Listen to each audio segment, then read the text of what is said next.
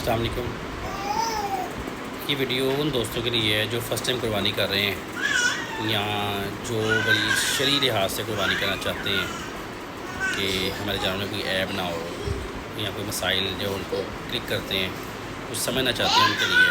जिनको पता है वो इग्नोर करें ताकि बुरे कमेंट ना करें वो लोग। सबसे पहले बात आती है दांतों की। कोई भी जानवर है ना आपने तो हमारे माशरे में होता है कि वो 2 दांत होना चाहिए। बकरा 2 दांत कम से कम, बैरा 2 दांत और ऊँट 2 दांत।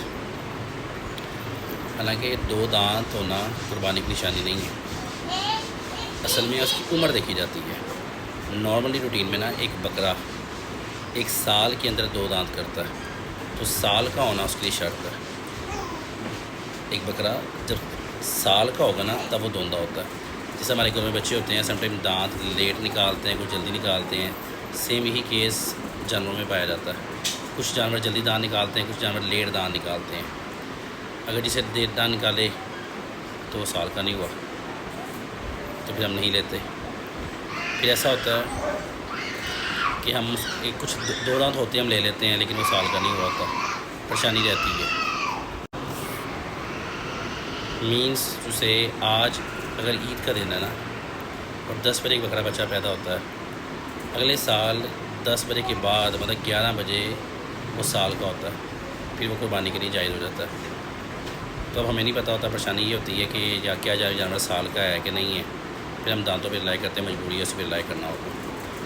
फिर कुछ होते हैं हम कहते हैं जी साल का है, मतलब घर से पाल के लाते हैं, उनकी बात हमें यकीन करना पड़ेगा। लेकिन कुछ पैरूपी धोखेबाज होते हैं जिनकी वजह से परेशानी में आ जाते हैं। तो कोशिश करें धोंदे से ऊपर ही लें और ऐसा लें जो नज़र आए बड़ा कि हाँ एक ये साल से ऊपर का होगा, देखने भले में कि 2 दांत भी है और बड़ा भी है, तो आसानी हो जाती है। रही बात ऊँटों में और गाय में, वो 5 साल बाद जाकर धोंदे होते हैं, तो इसलिए धोंदा कम से कम लेना चाहिए, लेकिन थोड़ा एज में ज़्यादा हो जाए ज़्यादा अच्छा कि आपकी कुर्बानी बच जाए। फिर कोई परेशानी आती है कि समटाइम अंधा और काना एक जानवर होता है, उसकी कुदरती आँख नहीं है, बंद है, तो ठीक है समझ आ गई। एक है कि वो अच्छा खासा पैदा हुआ लेकिन कोई कांटा लग गया, कोई चीज़ लग गई, उसकी आँख डेड है तो वाइट हो जाती है, वो परमानेंट होगी, कोई काना है वो रिजेक्ट हो गया, कुर्बानी नहीं होगी उसकी। लेकिन एक होता है जिसमें नज़र ही नहीं आता और आँखें दोनों खुली होती हैं उसकी, तो आसानी किया उसकी आँख के पास उंगली करेंगे ना, ये देखें तो आँख बंद हो जाएगी। किसी की अपनी आँख पर क्या आँख बंद हो जाती है, आँख बंद हो जाती है। तो जैसे उसको ड्राएँ, जब ड्राएँगे तो अपनी आँख बंद कर लेगा, तो नज़र आता तो बंद करता ना वो, तो वो आँख चेक हो जाती है। ठीक है। अब इसी तरह होता है कि जानवर हम लाते हैं, वहाँ से ये था लाते हैं, रास्ते में उतारते हुए चोट लग गई, ज़ख़म का हो गया, ये मैटर नहीं करता, लंगड़ा हो गया, हड्डी टूट गई है या सींग टूट गया है, सींग जड़ से टूट गया है, तब मसला होता है कि जड़ से सींग टूट गया उसका तो कुर्बानी नहीं होगी। हाँ सींग है और कटा हुआ है या आधा टूटा हुआ है, जानवर लड़े आधा टूटा हुआ है या पूरा टूटा हुआ है लेकिन जड़ से नहीं टूटा हुआ, तो कुर्बानी के लिए जायज़ है। ठीक है।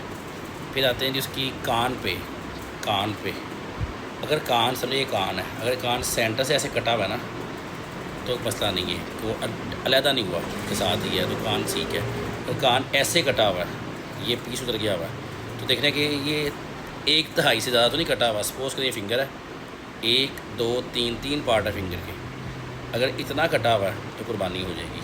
अगर इससे ज़्यादा कटा है तो कुर्बानी नहीं होगी। 1/3 से कम कटा तो कुर्बानी होगी, उससे ज़्यादा का होगा तो कुर्बानी नहीं होगी। कान का जिक्र भी हो गया, आँख का जिक्र भी हो गया, दांत का जिक्र भी हो गया। सींग टूटा हो तब भी नहीं होगी, हिलाओ तब भी नहीं होगी, मतलब है ना वो जेन्युइन चीज़ का रीज़न है। अब आप जानवर ठीक लेके आए घर में, बिल्कुल ठीक था, उसे सिबा करने के लिए गिरा कर सींग लग गया नीचे, उस टाइम का सींग टूट गया। गिराते हुए सींग टूट जाए, टांग टूट जाए, ऐसा मसला बन जाए तो कुर्बानी हो जाएगी। हाँ कुर्बानी से पहले घर में गिर के टांग टूट गई या मसला आ गया, उसके लिए कुर्बानी के मसले पैदा हो जाते हैं। ठीक है।